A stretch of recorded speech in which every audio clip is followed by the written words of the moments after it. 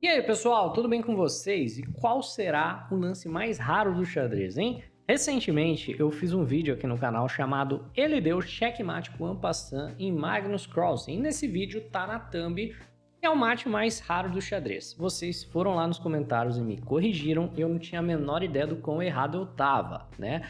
Vocês falaram que, na verdade, o lance mais raro do xadrez é alguma coisa com desambiguação e captura de checkmate de bispo? Como assim? Eu fui correr atrás do que vocês haviam falado e aí eu encontrei esse vídeo aqui, que é o vídeo do canal Paralogical, na qual ele vai atrás do lance mais raro do xadrez em termos de notação enxadrística, ou seja, o lance cuja notação, por exemplo, BH6 para falar de bispo em H6, que aparece na menor quantidade de jogos, e ele encontra um tipo de notação, na verdade, que é uma notação que acontece apenas em 0,000000003% dos jogos. Eu recomendo que você veja o vídeo original. Esse vídeo é baseado no vídeo do Paralogical e a gente vai discutir justamente os lances mais raros do xadrez com alguns exemplos de partidas reais. Então, vamos lá. Eu imagino que quando a gente fala do lance mais raro do xadrez, muitas pessoas imaginam que possa ser, por exemplo, um checkmate com roque. É uma das coisas que eu imaginava também, mas a realidade é que não. Por exemplo, nessa posição, nós temos um jogo do Lasker, na qual ele sequestra o rei do adversário, traz esse rei da casa de G8 aqui para a casa de G1 reto, para levar checkmate. Então, ó, dama por H7, cavalo por F6, cheque duplo, e aí esse rei vai caminhando para baixo até o momento que temos torre em H2, em G1, e aqui temos uma posição que já foi alcançada 60 vezes apenas na base de dados do Lichess, na qual o jogador de brancas pode jogar roque longo, checkmate. Na partida, o próprio Lasker jogou rei na casa de D2 checkmate, porque ele não queria humilhar o seu adversário, ele queria que o seu adversário não ficasse para sempre conhecido como o cara que levou o mate de roque. Mas apenas por a gente saber que tem um exemplo em partidas profissionais, em que existem várias partidas que acabaram exatamente da mesma maneira. Em partidas amadoras no xadrez online, não é um lance tão raro quanto possa parecer. O mesmo com checkmate de Ampassan, acontece muito mais do que a gente imagina.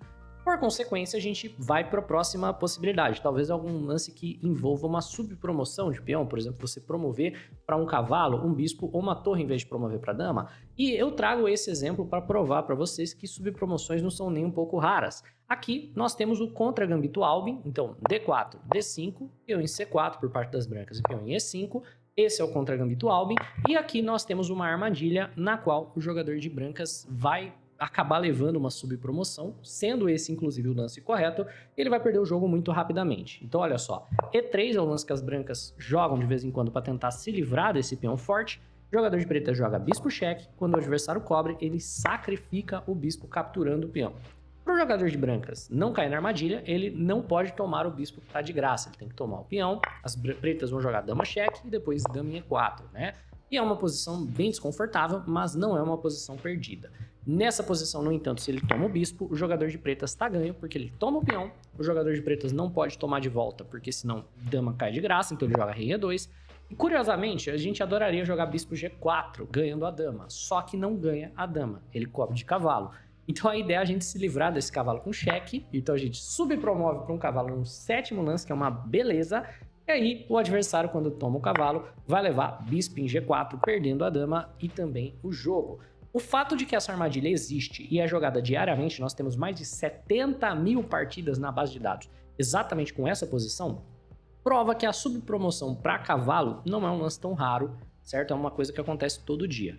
Talvez subpromoção para bispo seja uma coisa um pouquinho mais rara, mas também acontece várias vezes em jogos amadores, se não porque é o melhor lance, sim porque o jogador está, enfim, querendo humilhar o adversário. Então, se a gente quiser falar de lances raros, nós vamos ter que ir para uma categoria de lances que envolve também a subpromoção, que são os lances com dupla desambiguação. Então, vamos lá. O que é dupla desambiguação? Essa posição estranha aqui é perfeita para demonstrar. Digamos que, em notação enxadrística, eu queira jogar o lance cavalo na casa de A4.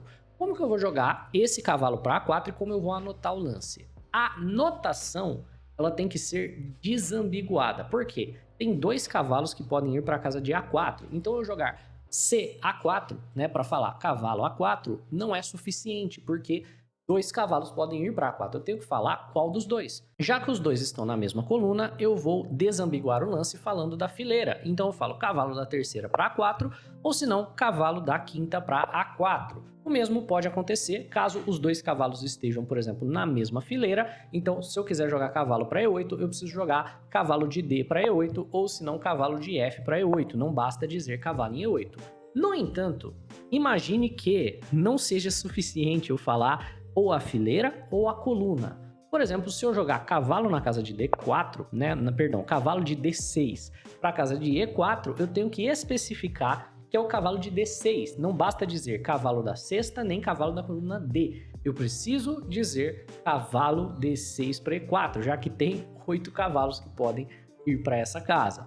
Para que você tenha que desambiguar duplamente, é necessário que no mínimo 3 cavalos possam ir para uma mesma casa.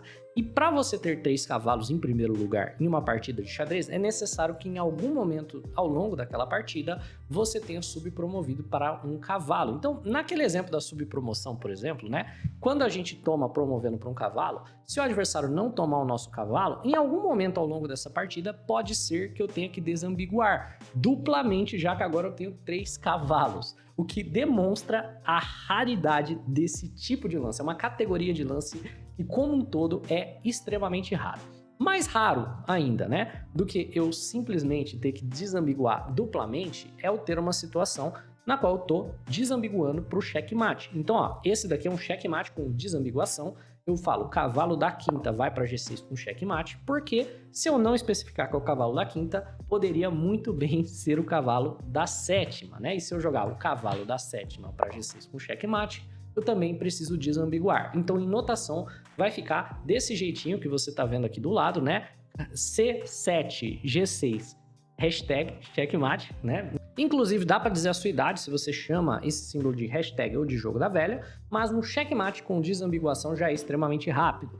Quem dirá um checkmate com dupla desambiguação? Por exemplo, nessa posição nós temos 3 damas, porque nós promovemos 2 vezes, um peão para uma dama, depois um peão para outra dama, e nós temos uma situação na qual se você jogar dama em E6 checkmate, não basta dizer dama em E6. Não basta dizer também que é dama de C para a casa de E6 checkmate, porque tem outra dama de C que poderia vir para a casa de E6 checkmate.